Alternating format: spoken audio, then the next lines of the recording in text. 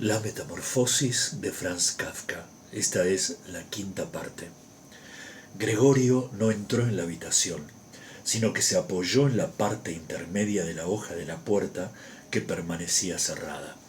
Solo podía verse la mitad de su cuerpo y sobre él la cabeza, inclinada a un lado, que miraba hacia los demás.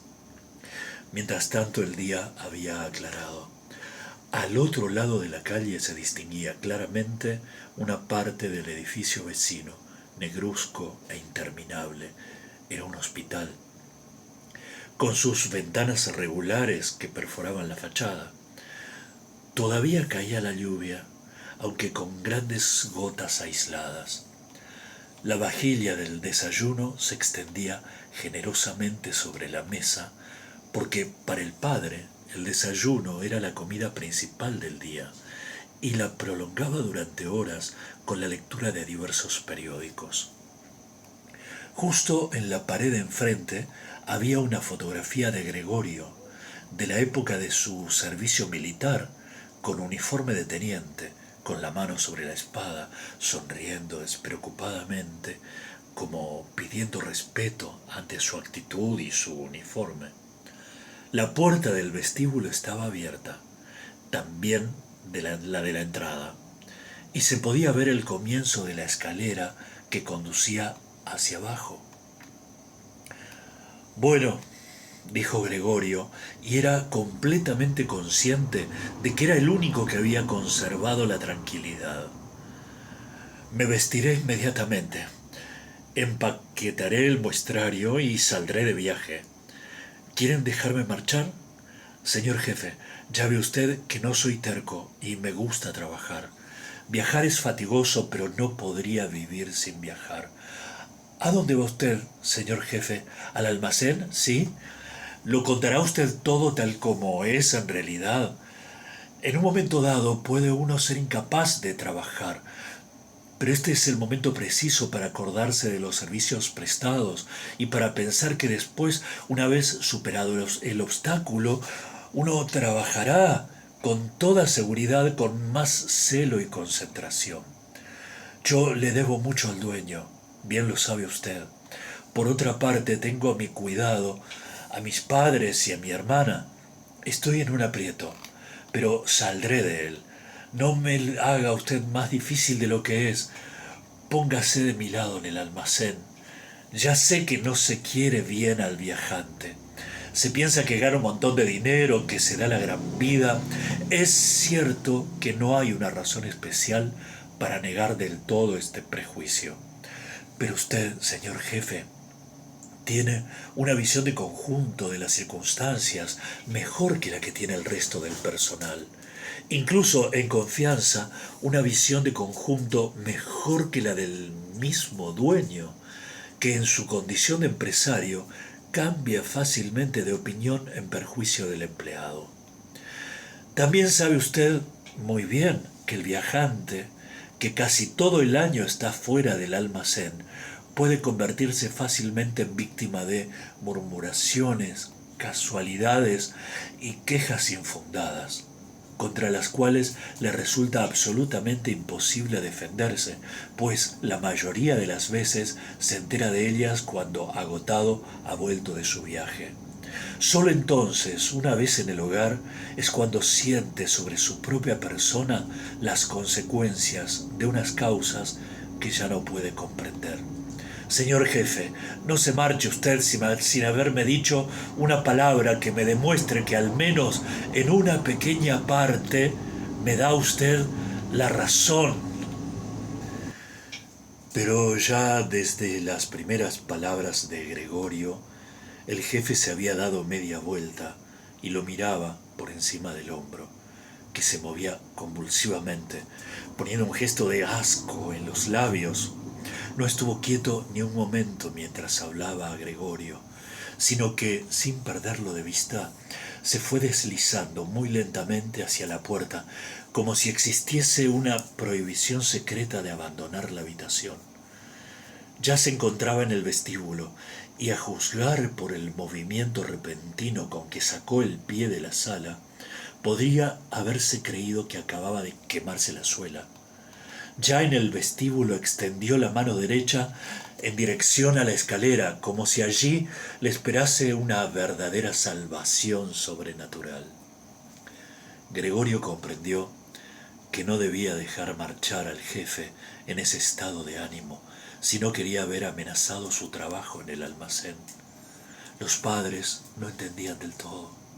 Creían que Gregorio estaría colocado en ese almacén por el resto de su vida. Además, con las preocupaciones actuales tenían tanto que hacer que habían perdido toda previsión. Pero Gregorio sí la tenía. El jefe debía ser retenido, tranquilizado, persuadido y finalmente atraído.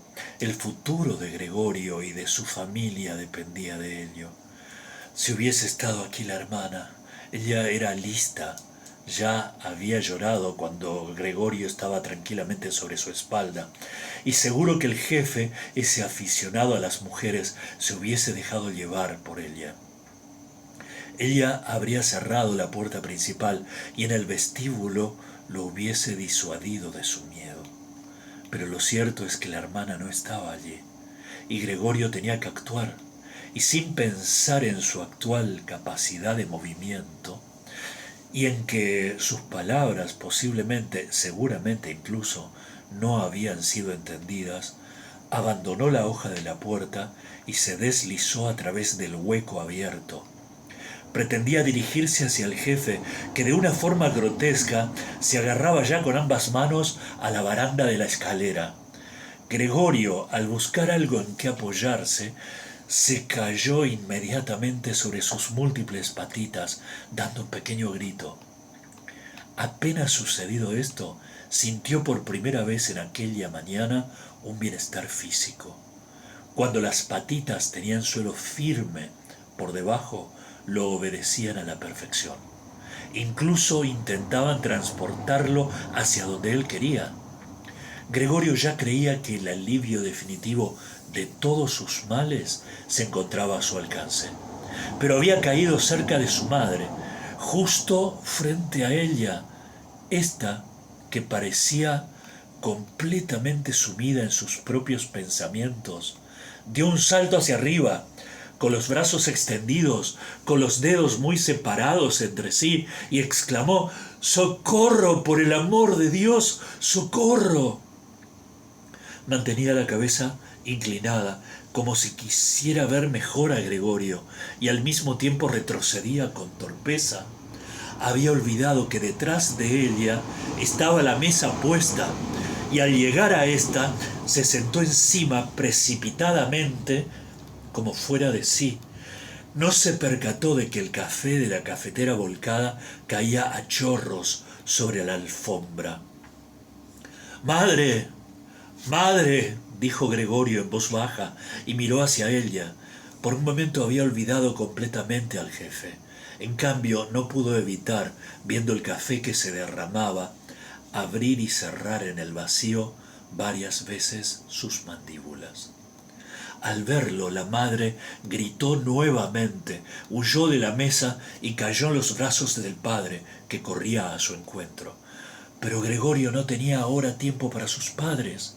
El jefe se encontraba ya en la escalera. Con la barbilla sobre la baranda miró de nuevo, por última vez. Gregorio tomó impulso para alcanzarlo. El jefe debió adivinar algo, porque saltó de una vez varios escalones y desapareció. Pero lanzó un ¡uh!, que se oyó en toda la escalera. Lamentablemente, esta huida del jefe pareció desconcertar del todo al padre. Hasta ahora había estado relativamente sereno. En lugar de perseguir él mismo al jefe, o al menos no obstaculizar a Gregorio en su persecución, agarró con la mano derecha el bastón del jefe que aquél había dejado sobre la silla junto con el sombrero y el gabán. Tomó con la mano izquierda un gran periódico que había sobre la mesa y, dando patadas en el suelo, comenzó a hacer retroceder a Gregorio a su habitación, blandiendo el bastón y el periódico. De nada sirvieron los ruegos de Gregorio. Tampoco fueron entendidos. Por más que inclinara la cabeza con sumisión hacia su padre, éste pataleaba con mucha vehemencia. Al otro lado, la madre había abierto de par en par una ventana a pesar del tiempo frío, e inclinada hacia afuera se cubría el rostro con las manos. Entre la calle y la escalera se estableció una fuerte corriente de aire. Las cortinas de la ventana volaban. Se agitaban los periódicos encima de la mesa. Las hojas sueltas revoloteaban por el suelo. El padre lo acosaba implacablemente y daba silbidos como un loco.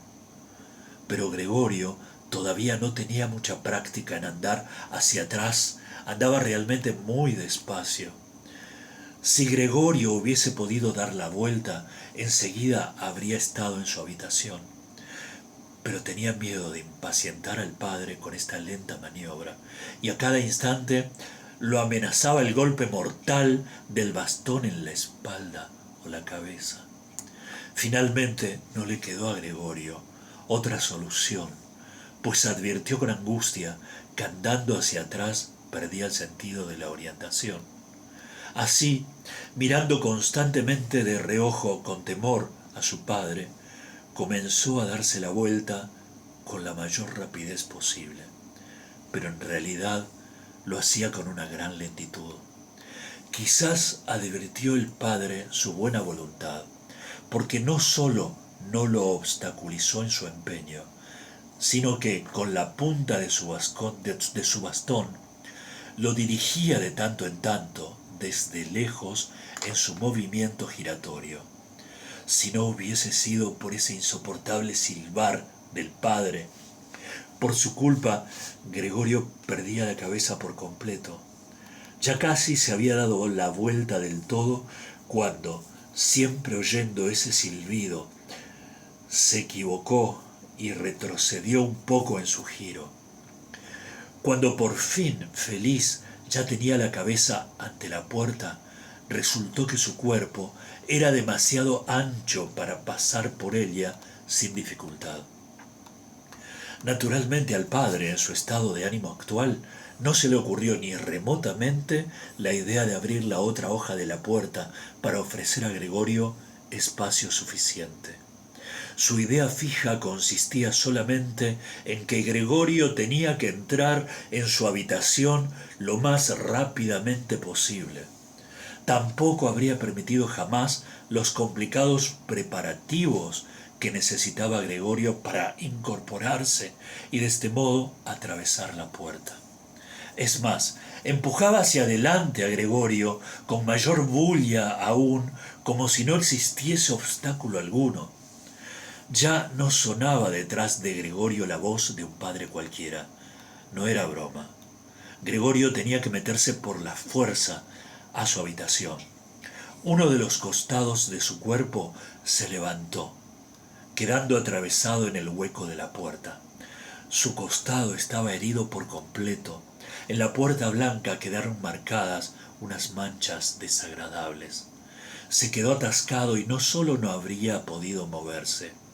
Las patitas de un costado estaban colgadas en el aire y temblaban. Las del otro lado permanecían aplastadas dolorosamente contra el suelo. Entonces el padre le dio un fuerte empujón que en esta situación le produjo un auténtico alivio. Gregorio penetró profundamente en su habitación, sangrando con intensidad. La puerta fue cerrada con el bastón y a continuación se hizo finalmente un silencio. Así termina el primer capítulo.